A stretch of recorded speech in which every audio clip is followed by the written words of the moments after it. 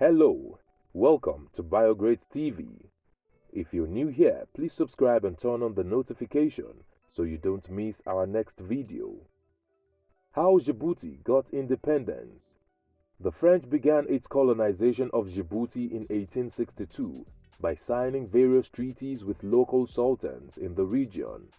In 1894, Léonce Lagarde was appointed as the French colonial governor in the region, and he named the protectorate French Somali Coast or French Somaliland. During the Second World War in 1942, British troops occupied French Somaliland, but the control of the colony was handed back to France when Germany was defeated. The colony became an overseas territory of France when the war ended. In 1960, the neighboring colonies of British Somaliland and Italian Somaliland got their independence and came together to form the Somali Republic. French Somaliland, that is Djibouti, was given the options to either remain as an overseas territory of France or join the newly created Somali Republic. A referendum was held to decide on the eve of Somali's independence, and majority of voters favored a continued association with France. In 1966, the United Nations recommended that France grant independence to Somaliland, but France rejected the recommendation. Later in that year, when the then President of France, General Charles de Gaulle, paid an official visit, there were many demonstrations and riots. This led de Gaulle to order that a second referendum be held. So, 7 years after the first, a second referendum was held on the 17th of March 1967 to determine the fate of French Somaliland. Resident Somalis voted no to remaining with France, while the ethnic Afars voted yes. For the second time, the overwhelming majority voted to remain in association with France. The territory was then renamed the French Territory of the Afars and the Isas, that is, Territoire Français des Afars et des Isas.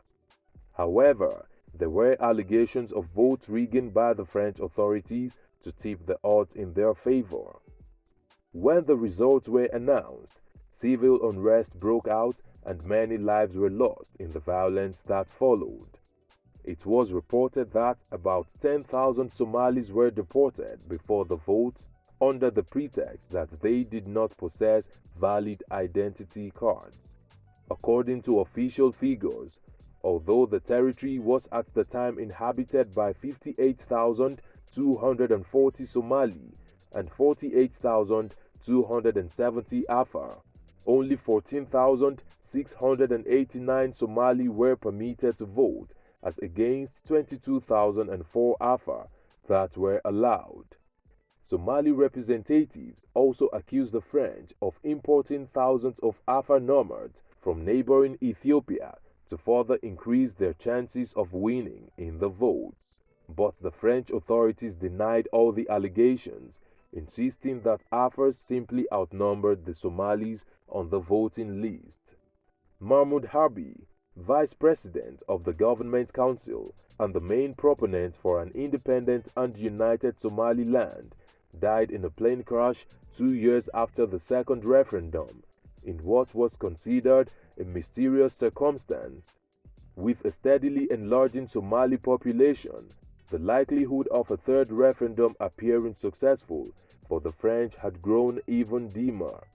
The high cost of maintaining the colony and the fact that after 1975 France may become the last remaining colonial power in Africa was another factor that made it quite certain that the French would not attempt to hold on to the territory for much longer. On the 8th of May 1977, a third and final referendum was held.